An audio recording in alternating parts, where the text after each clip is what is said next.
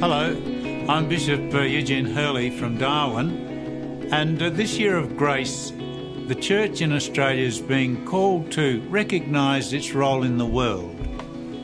The Church is human as well as divine, and in our humanness, we offend one another, we hurt one another, and we need to be reconciled with God and with each other.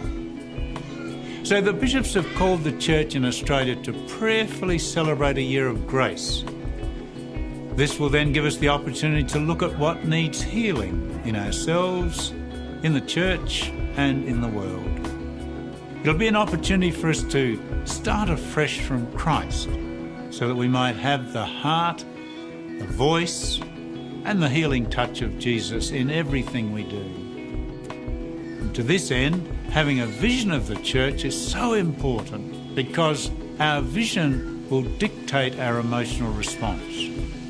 For me, one of the most exciting visions of the Church was enunciated by Pope John Paul II in a somewhat less prominent document which launched the year of the Great Jubilee, Incarnationis Mysterium, the mystery of the Incarnation. And in it he said, the Church is in the world as the living presence of the love of God, reaching down to every human weakness in order to gather it into his merciful embrace.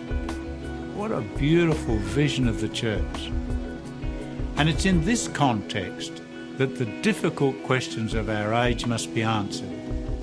Often, the Church is teaching on matters like abortion, euthanasia, reproductive technologies are quite misunderstood, and sometimes they're not well presented.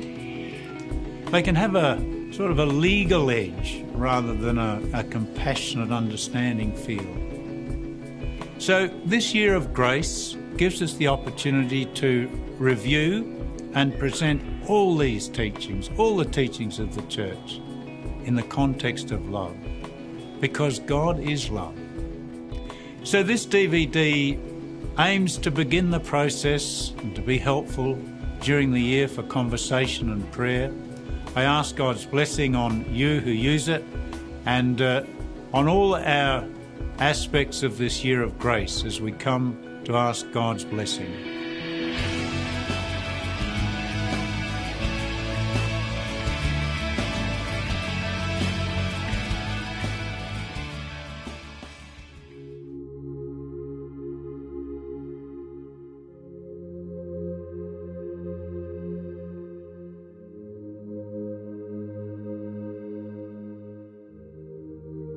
So I think it's very important to be clear about what is and what isn't euthanasia, because there's a lot of confusion about this.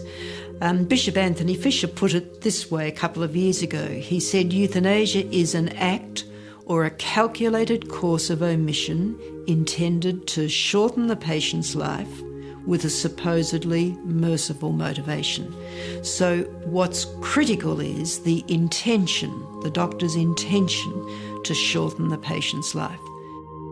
And sometimes I think when we talk about putting people out of their misery, what we really mean is putting ourselves out of our misery, because we find it so hard to walk with people who are lonely and anxious and depressed and isolated.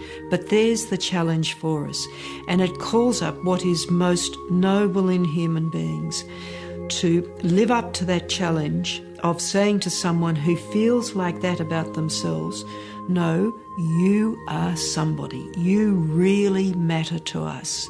You matter to us all the way through to your death. And we will respect your dignity as a human being as we try to ensure that you die as well as you can. So that's, I think, what compassion calls from us, not killing people.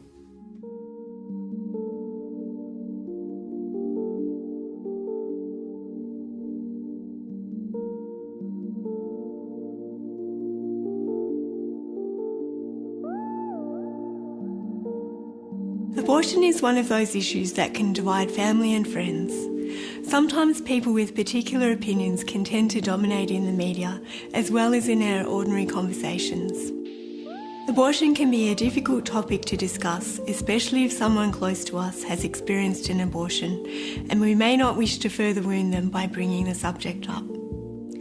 Many Catholics can also be confused or misunderstand the Catholic position on abortion. Many people know that the Catholic Church opposes abortion, but may not have heard the whole of the story. They may not realise that in raising awareness of this sensitive issue, the Church wants to offer help, compassion and love.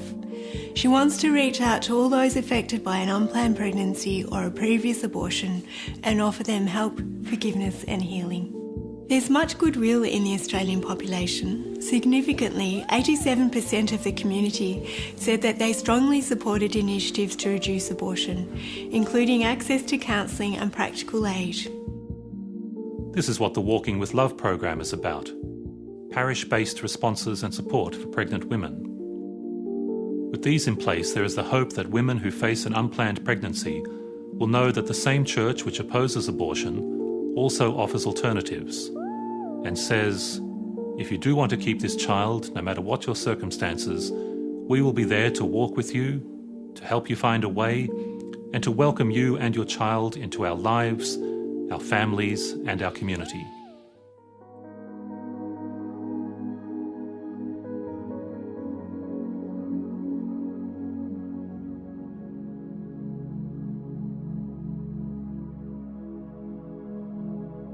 Sometimes couples experience a difficulty in starting their family. Sometimes the problem is temporary and is an experience of subfertility. But often couples experience long-standing and unexplained fertility problems.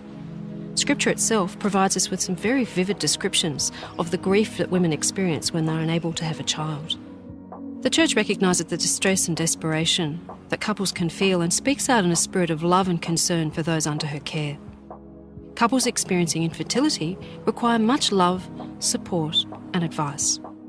Fidelity to God's design for life and love undoubtedly places a heavy burden on some Catholic couples who are unable to have a child. No one should take their suffering lightly. They are close to the heart of God and God's Church, and their vocation to marriage and family remains a great gift to the Church and society.